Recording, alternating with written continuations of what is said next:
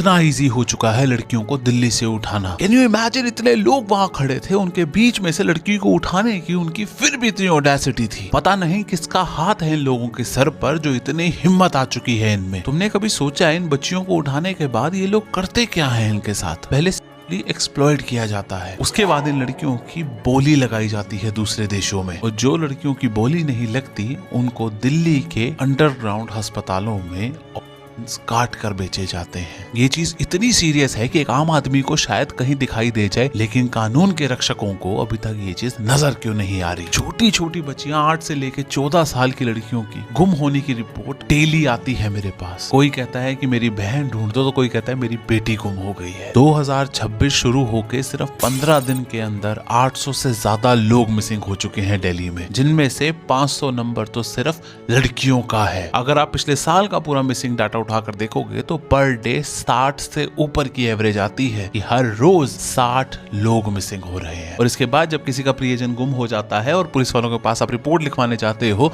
तो वो आपको ऐसे दुत्कारते हैं जैसे कोई इंसान किसी कुत्ते को दुत्कार रहा हो। इसलिए बहुत जरूरी है कि हम अपने घर के बच्चों की रक्षा खुद करें। अब उसके लिए हम लोग एयर टैग्स का यूज कर सकते हैं बच्चों के कपड़ों पर, जूतों में, और अगर आपका बच्चा मोबाइल यूज करता है तो घर से बाहर निकलते वक्त लाइव लोकेशन लेना कभी ना भूलें। ये सब चीजें डराने के लिए नहीं है, ये अवेयर करने के लिए है। और इससे भी सबसे ज्यादा इंपॉर्टेंट एक चीज है कि आप अपने आसपास बहुत ध्यान रखें, क्योंकि शायद आपकी समझदारी से किसी बच्ची की जान बच जाए।